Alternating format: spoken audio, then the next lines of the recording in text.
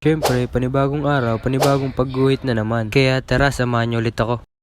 Sa araw ngang ito, meron akong pasok. At dito nga ay naglalakad ako papunta ng sakayan, papunta ng school. Malapit nga pala yung pinapasukan ko sa bayan, kaya dumaan rin muna ako dito sa Okayan. Tapos naghahanap nga ako dito ng t-shirt na pwede magamit doon sa ginagawa kong bleach paint. Pero sa kasamang palad, wala talaga akong makitang maayos dito. May mga nakikita naman ako, kaso maluluwag yung liig, may mancha, ganun. Tapos naisip ko na what if dagdagan ko na lang yung ginawa ko nung nakaraan. Parang nakukulangan din kasi ako doon. Kaya naisipan ko na ilagay yung logo ni Kobe. Tapos lalagyan ko na rin siya nung Nike. Tapos pagka-uwi ko nga ng bahay, sinimulan ko na ito agad. Syempre, gagamitin ulit natin itong pangmalakas na nating Sunrocks. Ayan, ayun yung tinutukoy ko nga pala na dadagdagan ko. Ginawa ko nga ay nilagyan ko siya nung logo nga ni Kobe Bryant. Tapos nilagyan ko na rin siya nung Nike. Tapos dito nga mga insan ay nag-tornado muna ako. At pagkatapos nun, syempre, dinot-dot ko na dito sa Sunrocks. Pagka-dot-dot, syempre, i-apply na natin yan sa t-shirt.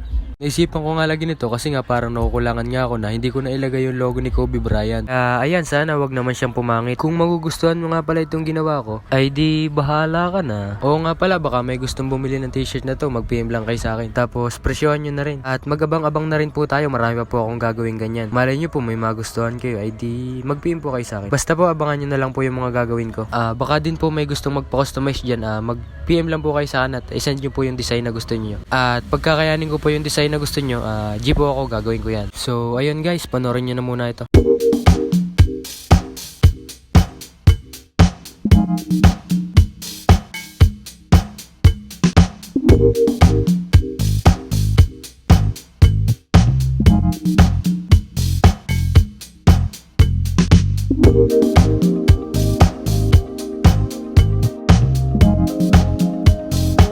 Gusto ko nga lang po pala ulit magpasalamat sa mga sumusuporta po sa akin dyan. Maraming salamat po sa inyo.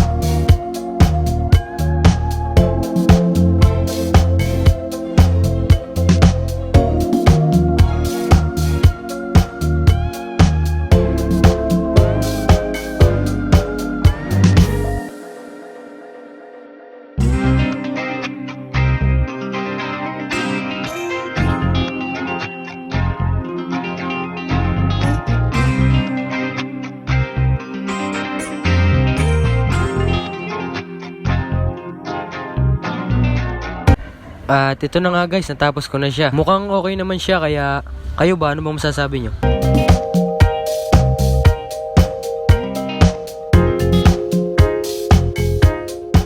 At dahil nga tapos na, montage na natin yan.